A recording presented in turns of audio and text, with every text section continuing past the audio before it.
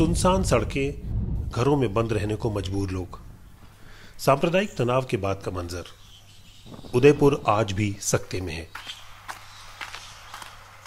अभी मैं यहाँ बता रहा हूँ कि जहाँ आप खड़े हैं मौजूद हैं, मेरे घर के बाहर जिस तरह परसों रात को जो एक ज़बरदस्त भयंकर वो रूप से वो किया गया, तोड़फोड़ की गई, मेरी गाड़ियाँ तोड़ दी गई, पड़ोसी की 3 गाड़ियाँ जला दी गई।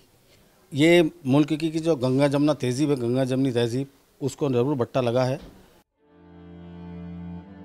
जब से 2 मुस्लिम युवकों ने एक हिंदू दर्जी कन्हैया लाल की हत्या करते हुए इसका वीडियो बनाया, हालात गंभीर हैं। कुछ की हरकतों के चलते एक संप्रदाय भी सहमा हुआ है।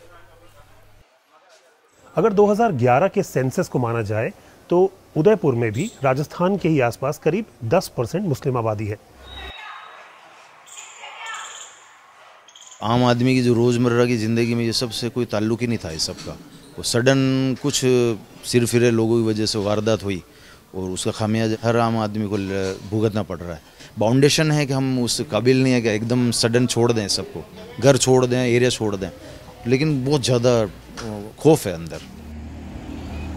राजस्थान में सांप्रदायिक हिंसा का इतिहास ज्यादा गहरा नहीं। हालांकि पिछले 1 साल में करौली, जोधपुर, अलवर और अब उदयपुर में तूल पकड़ते हुए वाकयों ने आम लोगों के मन में बेचैनी बढ़ा दी है। जाहिर है अल्पसंख्यक समुदाय भी इससे अछूता नहीं। हमको खुद ही घबराहट हो रही, कभी ऐसा देखा नहीं पर घबराहट हो रही हमको खुद ही, क्योंकि घर गृहस्थी के लोग हैं, ऐसे माहौल से वैसे ही घबराहट हो रही है। ऐसा बंद सा, बच्चे घबरे हुए, डराए हुए, सहमे हुए, स्कूल वगैरह भी बंद हो रहे हैं। अभी तो कोरोना से उठे थे और अब फिर स्कूल बंद, तो क्या बच्चा पढ़ेगा? हमारा बच्चे ही परेशान हो रहे हैं।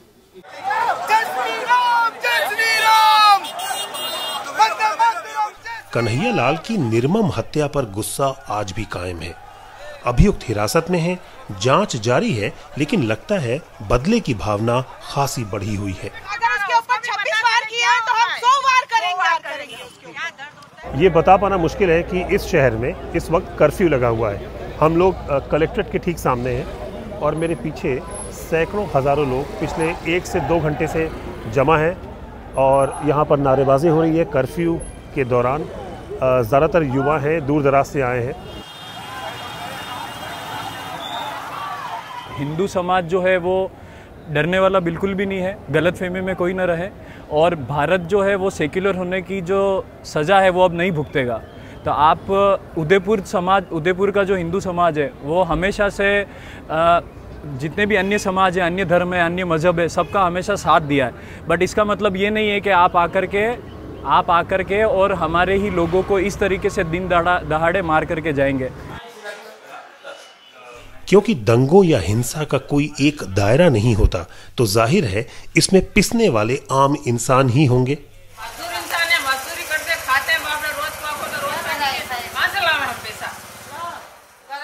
जिस इलाके में कन्हैया लाल की हत्या हुई, वहीं पले बढ़े बुजुर्ग भी अब डरे हुए हैं।